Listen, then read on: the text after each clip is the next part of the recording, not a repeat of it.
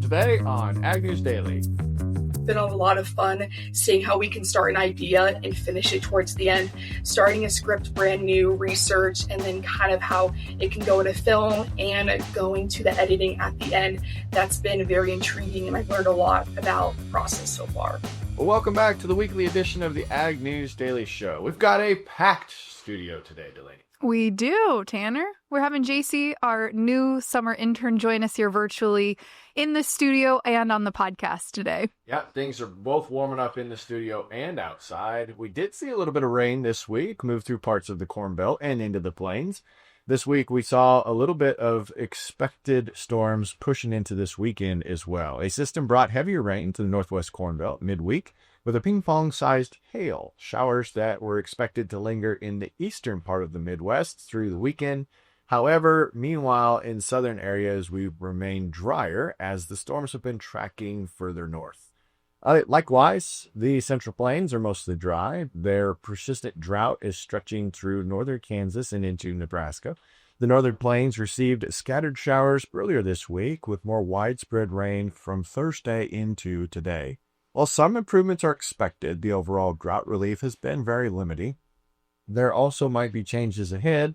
According to meteorologist Eric Snodgrass, he said there's new data coming in late May and early June that shows a reduced drought risk amongst the central United States. He's reporting that the Corn Belt's drought has been dropped 15% compared to the preseason forecast. So that's thanks to recent storm activity and some of the rain we got with these temperatures that have been heating up.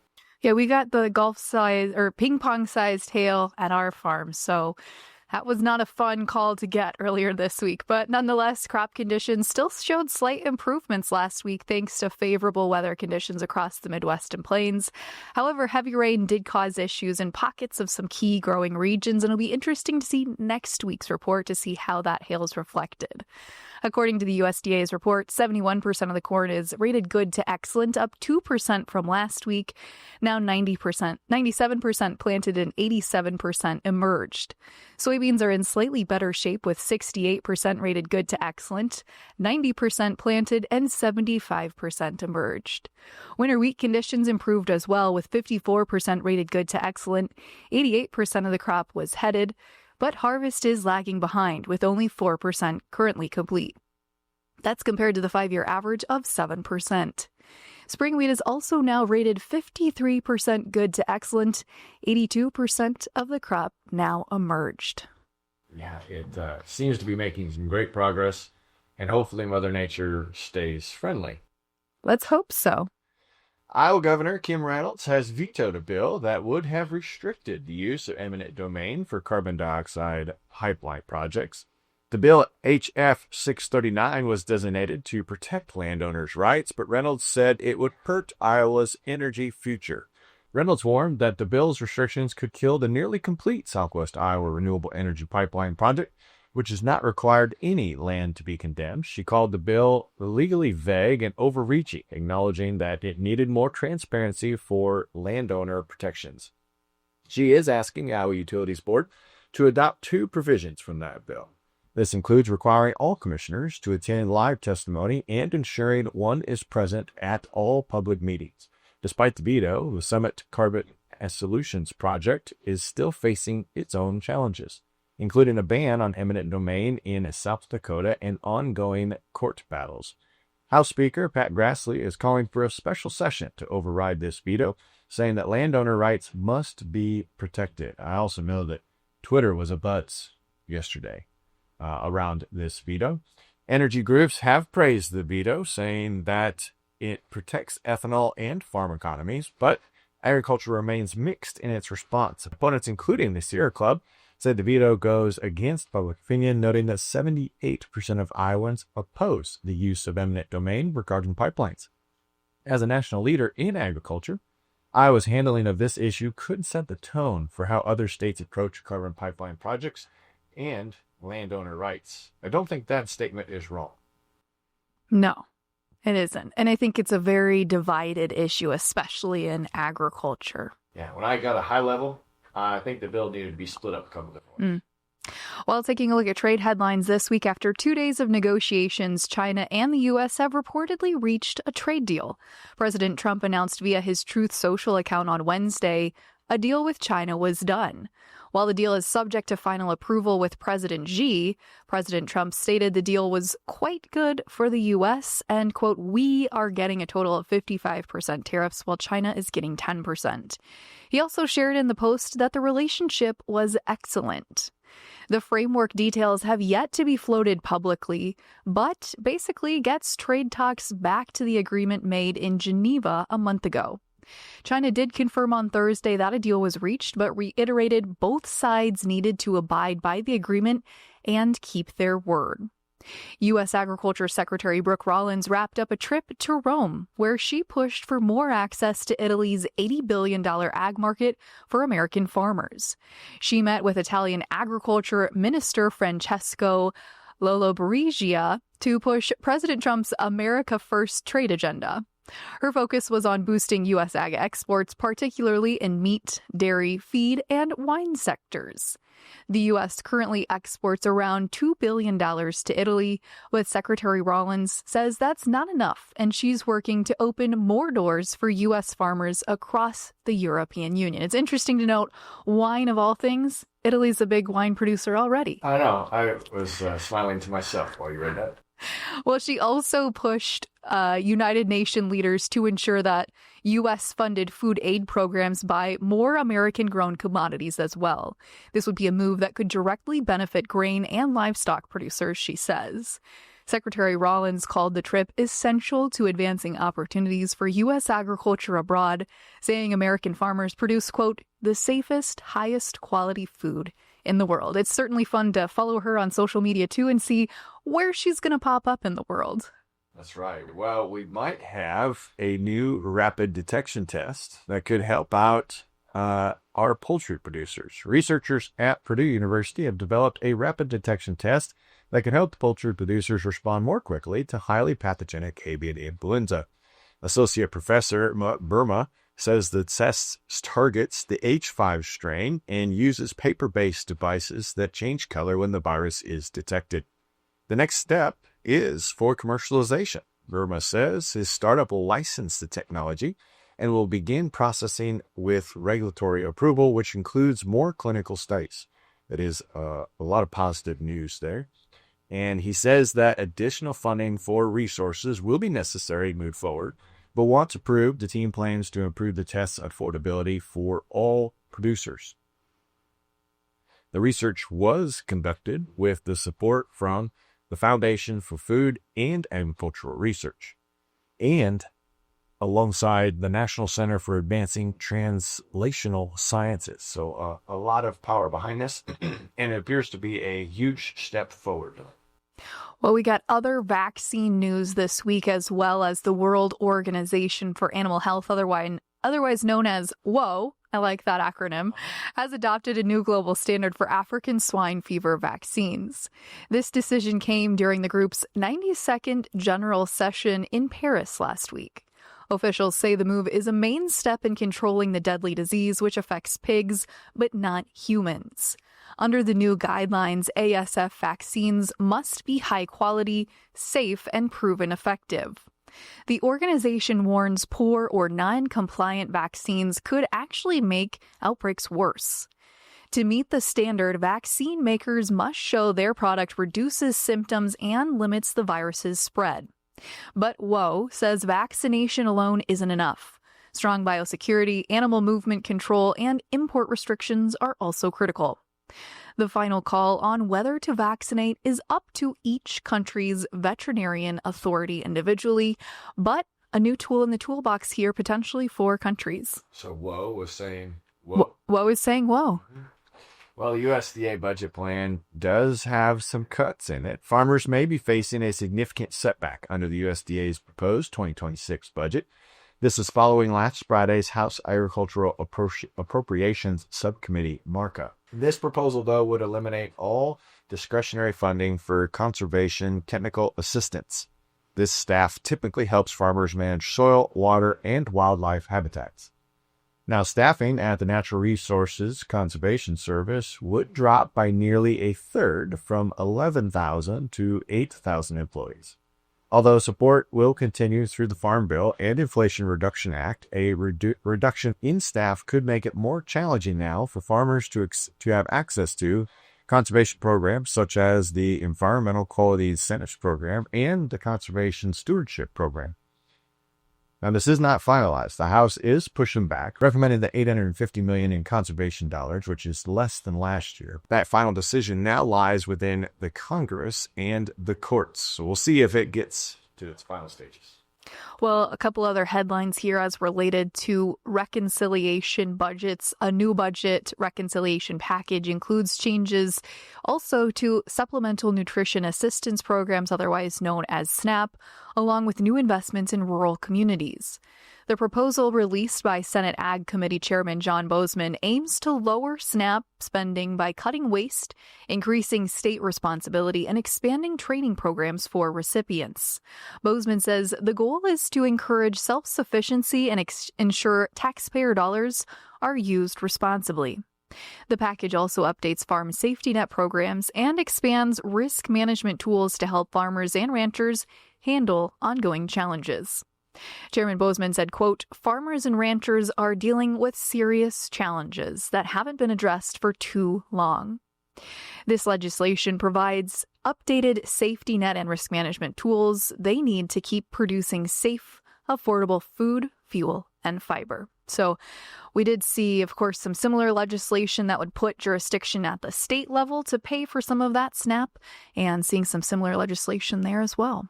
Yeah, we also saw John Deere back in the headlines as far as an article that was posted. In a major development in the right to repair debate, a federal judge has ruled that John Deere must face an antitrust lawsuit brought on by the Federal Trade Commission. The FTC, along with 5 states, are accusing the equipment giant of violating antitrust laws by restricting how and where farmers can repair their machinery.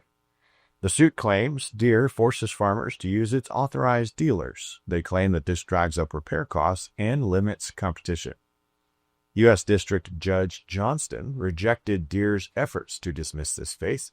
He found that the government's claims about Deere's control over the repair market to be legally sufficient. This adds to Deere's legal troubles. In a separate lawsuit, farmers say that the company blocks access to essential repair software, making it nearly impossible to fix equipment without going through a dealer. Farm for Profit recorded a right to repair episode that had a really good response. It was quite interesting to try and get behind the curtains on that as well. But we did see a Missouri farmer, Jared Wilson, told NBC News that delays and high costs for dealer-only repairs have cost him hundreds of thousands of dollars during this planting season.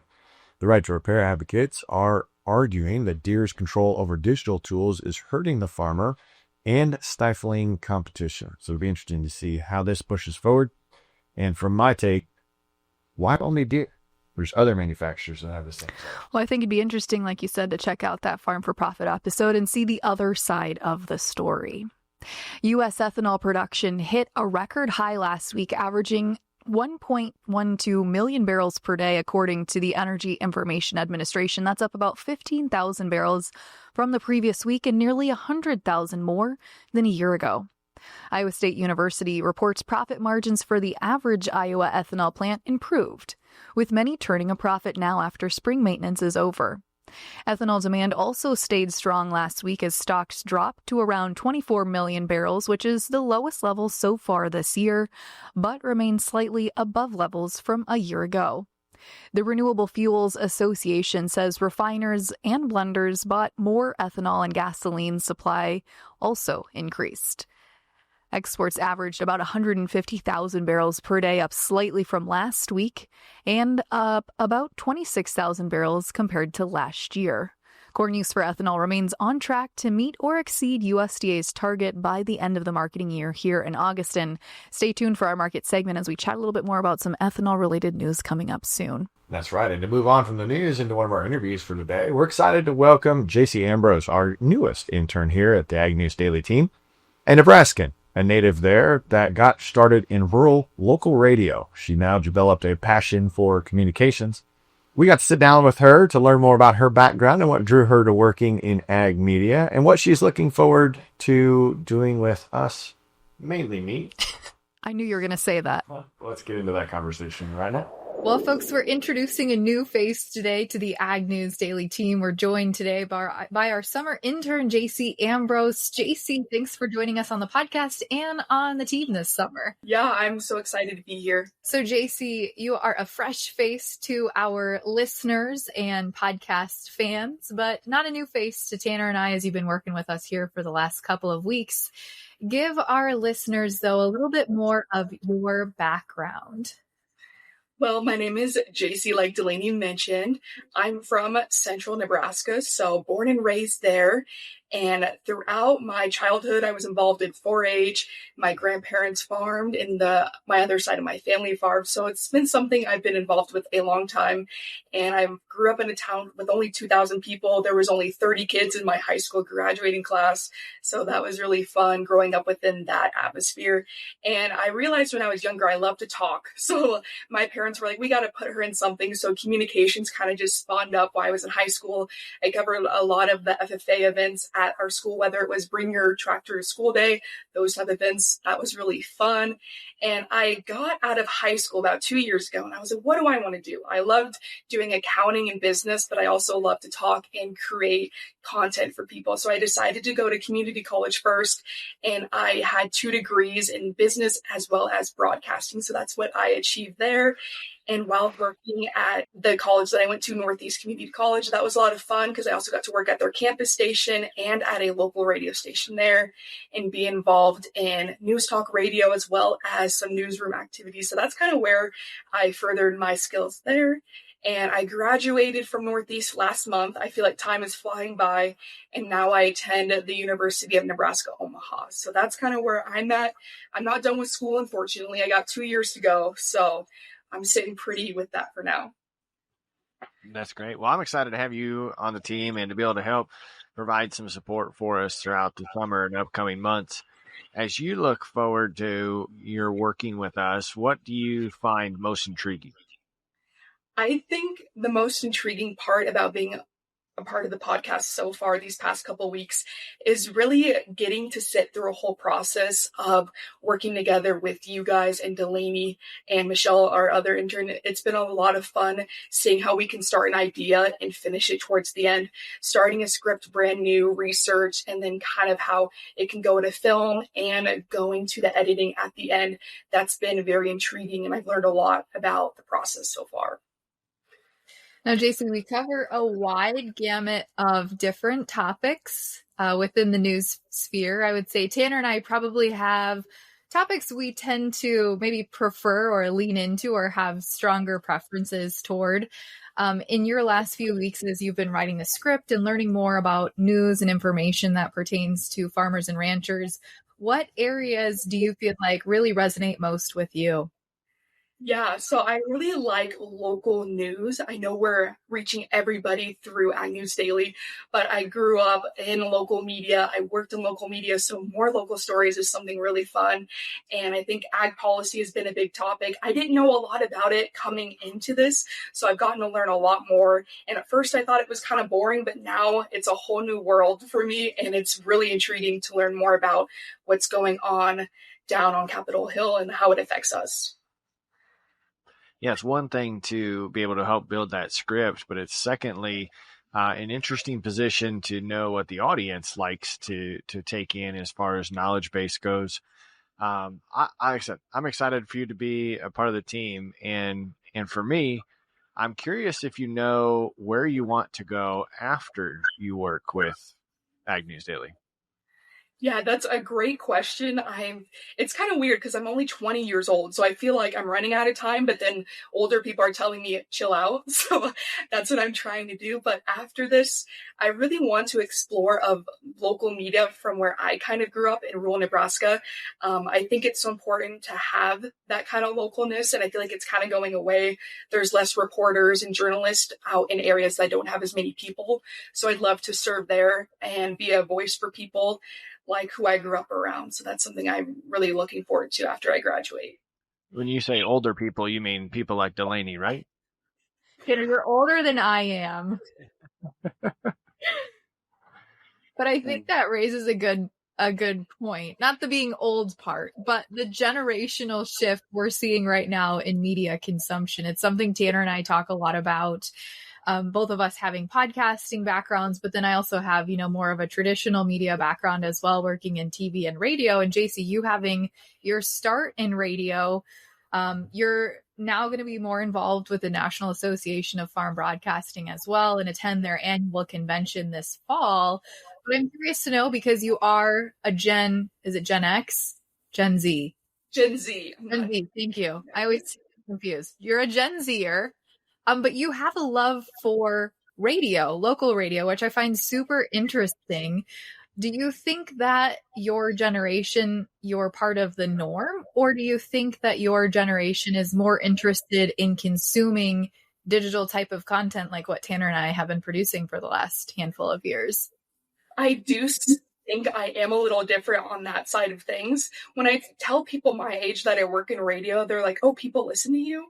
So it's been kind of weird. So I think it's kind of been interesting to present ideas of how radio and traditional broadcasting can kind of step up to a more modern feel, whether it's streaming like what we do here or different things like that. I think overall, people who are younger are going to bring a new, fresh face and hopefully entice younger audiences to enjoy traditional broadcasting.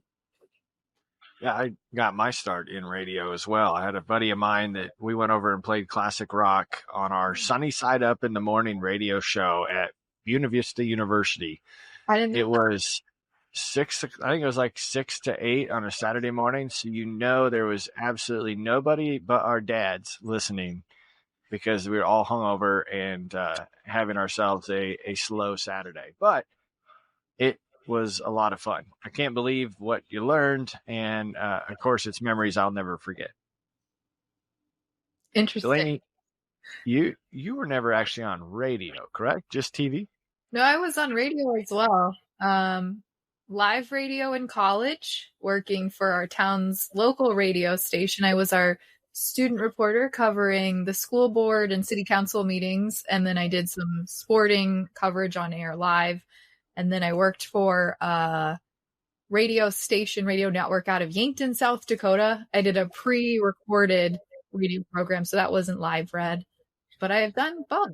And I do have a love for both. But I felt like when we started the podcast, Tanner, part of that was seeing this shift toward people wanting to consume content, consume news on the go at a time when it was convenient for them, as opposed to when I was growing up, we had to stop at noon every day, take a break for lunch, and log on or, turn on the radio to listen to Mark Pearson on The Big Show. That was the big one here in the state of Iowa. So it's interesting to hear more, Jacie, from your perspective as a person going through broadcast training and radio courses now, to hear what they're teaching your next generation in college today.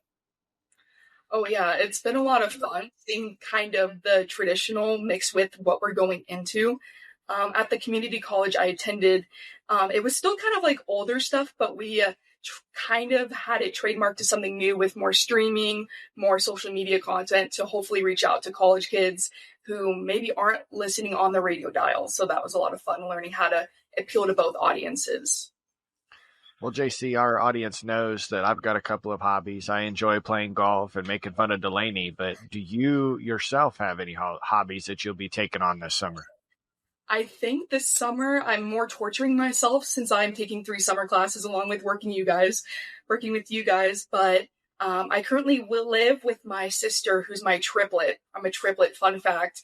So it's been a lot of fun getting up to trouble with her over in Omaha right now. So it seems like we're just going to a lot of coffee shops lately. We went to Topgolf the other day, so I can relate to the golf type stuff. I'm not very good, but overall it's been fun to walk around and be here in a big new city because I just moved here.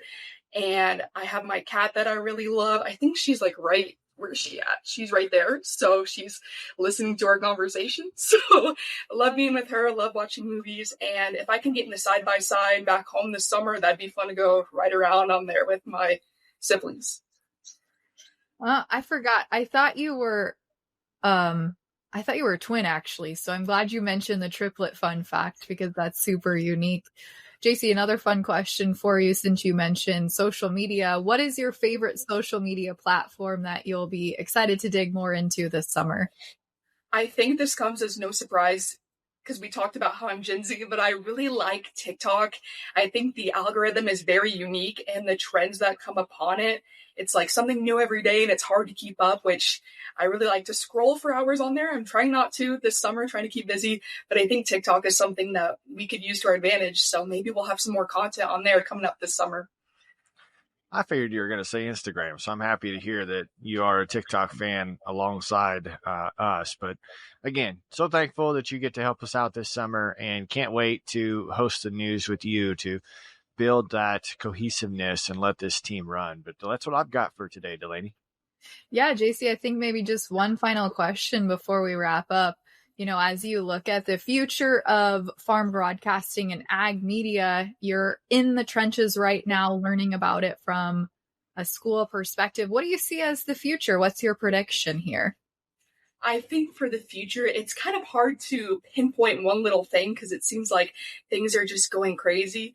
But I think for the future, I'm most excited to see how technology really comes into play. We live in a very technological world, but coming up with the new AI within even agriculture, I think that'll be fun to see and how everyone's going to have to differentiate themselves within that world. So that is something definitely in 5 years that I think is going to be hitting the farm broadcasting community. Absolutely. And folks, you can catch Jacie co-hosting with Tanner on the podcast next week as I'll be off on assignment. So Jacie, thanks again for hopping on with us today. We're looking forward to having you on the team this year. Yep. Thank you so much. Now let's take a look at Josh Linville's latest fertilizer update. Fertilizer markets remain under pressure as conflict and supply issues are at the forefront.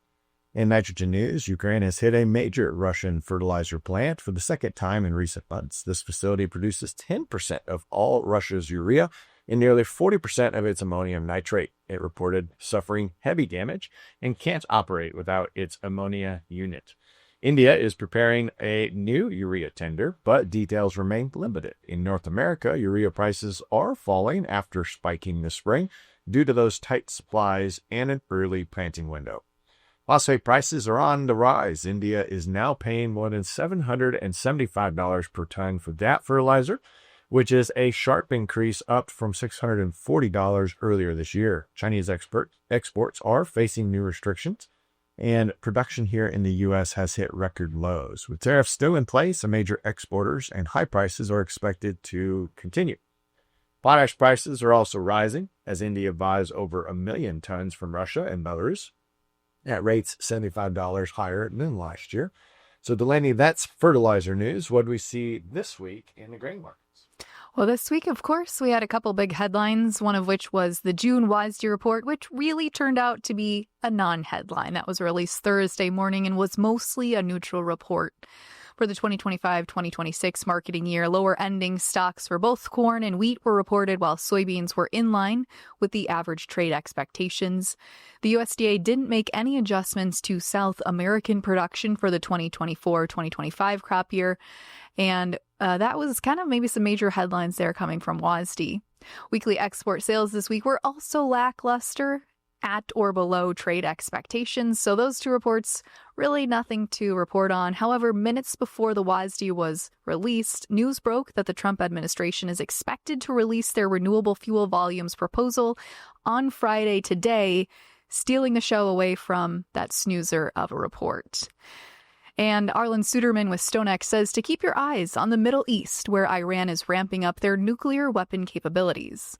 Iran has enough enriched uranium to potentially produce 9 nuclear bombs, and tensions are on the rise in the region, raising concerns, he says, for energy and fertilizer supplies coming from that region. So a little bit of a larger geopolitical headline there to wrap us up, but also something to keep in mind with fertilizer energy as well.